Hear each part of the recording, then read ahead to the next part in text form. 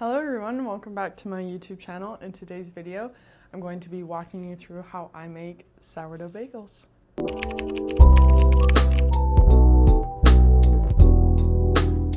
Happy Monday everybody. It's Monday when I'm filming this, but I think I'm going to post on Fridays.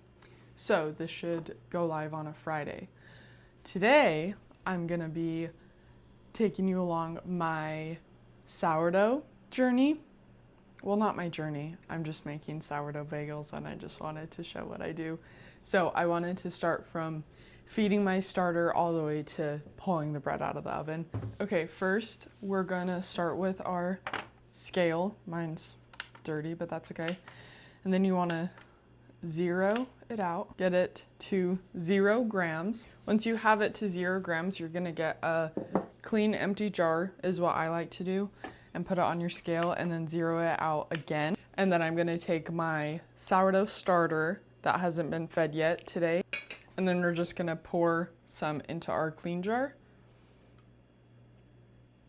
Okay, we have 92 grams of starter, and then we're gonna take our flour. I usually like to use all-purpose flour for feeding my sourdough because you don't need bread flour, but all I have right now is bread flour. So now, because there's 92 grams of starter in my jar, I'm gonna do 92 grams of flour. Okay, we're at 92 grams of flour, and now we will do 92 grams of water. Now that you have equal parts of starter, flour, and water, we're just gonna mix this. And if you don't have a starter, I started my own actually, and all you do is you put equal amounts of flour and water in a jar, and then you mix it up, and then every single day you discard half and then keep a little bit of that flour water mixture and then do equal parts of that as flour and water. It takes about 2 weeks for it to go active, but if you're not wanting to go through the hassle of finding someone to give you one, it's super easy to start your own. And even if you didn't have jars laying around, this is like an old spaghetti sauce jar. This is an old pickle jar. So that's where I get mine, but you can also use literally anything. If you have a cup or a mug and you just put saran wrap over it, you really can use anything for that. Now that we have this fed, I'm gonna put the lid on it and put it in the corner by my oven because it stays a little warmer. And then by tonight, it should be doubled in size and super bubbly, and then we can start our sourdough tonight. Yesterday, I forgot to hit record, so I didn't have any of the 20 minutes of filming that I sat through, so that was annoying, but it's fine. We live and we learn. And I double check that we're filming. So to start, this is the recipe book that I'm following for this recipe. It is the Artisan Sourdough Made Simple recipe book by Emilie Raffa. So this is the recipe I'm following. It's called the Sunday Morning Bagels. So this is the recipe card, and I will type it out and put it up on the screen. So I start with my empty bowl, and I like to use a bowl with a lid, but if you don't have a bowl with a lid on it, you can use any bowl with saran wrap, or you can use a shower cap, but this is what I have, so this is what I like using. So I start with a zeroed out scale, and I like to start with my water first. So I start with 250 grams of warm water. Now we add 150 grams of active starter. And the way you tell if your starter's ready to use is if it floats in water when you put it over the water, which is why I like to do my water first. We made it to 150 grams of starter. I don't know if you can see that, but the starter's floating on the top and it didn't sink to the bottom. And I mean, after a while, it'll sink. The test is right when you plop it in. Okay, so now I'm just gonna mix this up. And then I'm going to add my sugar and sea salt, except I'm not gonna use sugar, I'm actually just gonna use honey.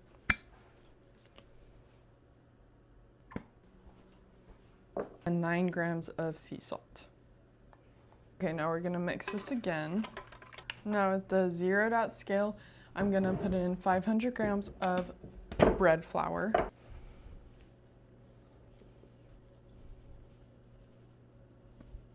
We have 500 grams of flour, and now we don't need our scale anymore. And we're just gonna whisk it up. I've never tried putting this in a stand mixer to mix it up because most of the recipes I've seen highly recommend that you don't over knead it.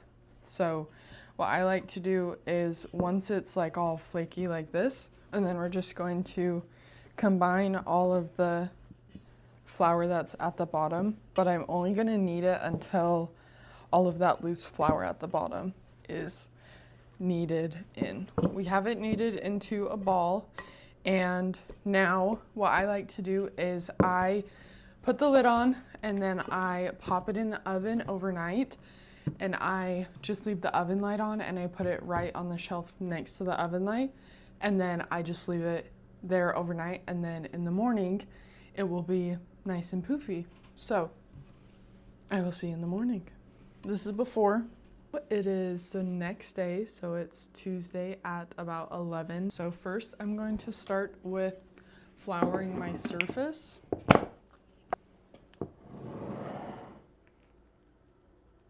And the big reveal. Do you see how big and bubbly this is? And yesterday it was just like a hard lump in the bottom.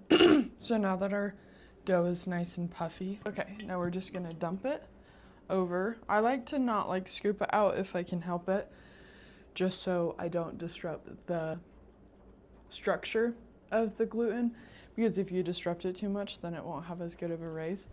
But if you just hold it like this for a minute, then it will slowly but surely come out. There you go. And then I just scoop out the rest from inside my bowl. And then actually I'm going to start some water with some baking soda and honey in it, boiling on the stove really quick. Here's my pot of water, and I'm just gonna do some little dash of baking soda and then a little dash of honey. Okay, perfect. Now I'm gonna start this boiling. Also might preheat my oven right now as well, 425. Now that we have our water boiling and the oven preheated, I'm going to divvy these up. It says 8 equal pieces or 115 grams each. I'm gonna start by just getting this nice and coated in flour. Scraper thing,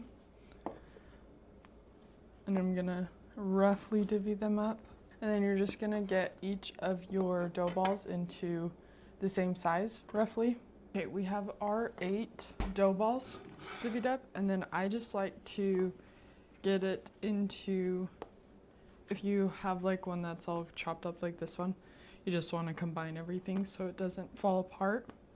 And then I just pull all of the edges in, and then I roll it this way, and then I roll it the other way, and then I slide it so it's a perfect little dough ball. And then I like to kind of place an indent in the middle and then just squeeze these. This is called stitching technically when you like pull it from each side, but it just gives it more of like a poof. And then we're gonna shape these into bagels, but I'm just gonna let them rest as dough balls at the moment while I get everything, all of them shaped.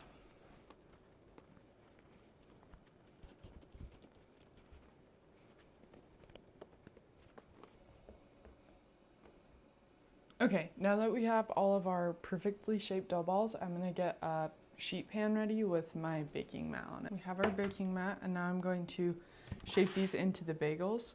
So I do that by, I poke a hole in this, and then I just, with 2 fingers, just do like a bicycle type of motion.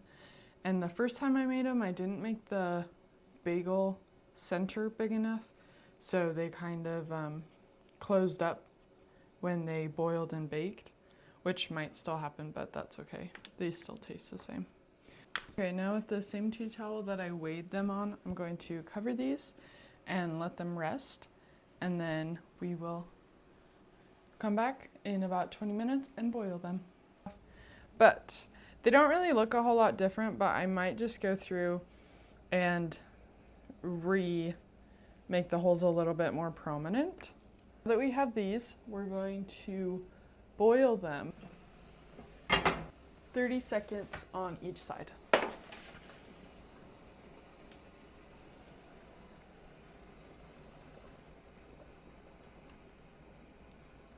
In about 30 seconds, so we're just gonna let the water drain and then pop them back on our pan.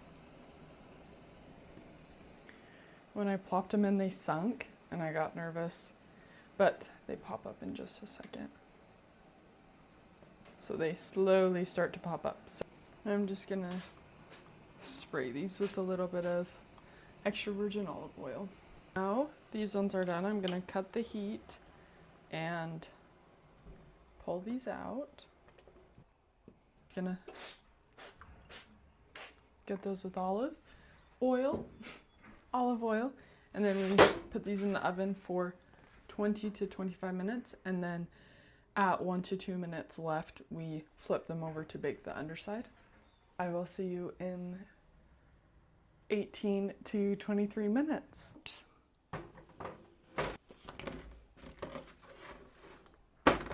Now back in the oven for just 2 minutes. Okay, while we wait for those, I'm just gonna tidy up just a little bit.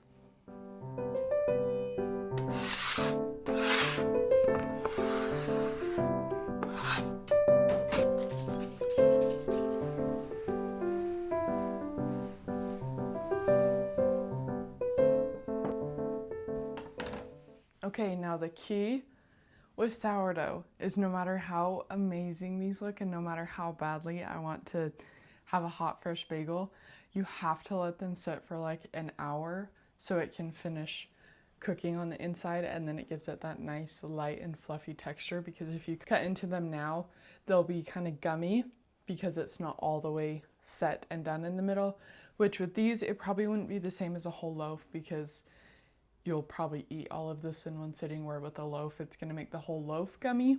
But the bagels are done, and I will see you when I try one out later today. Who are we here with today? Porter Clausen. Today, you're going to be testing the viral sourdough bagel sandwich. Take a bite.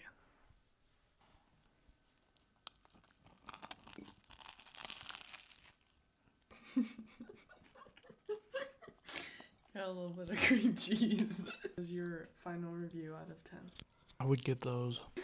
Cream cheese. I'm gonna give those a solid 9 out of 10. They're very good bagels. Thank you for your time today, sir. You're welcome.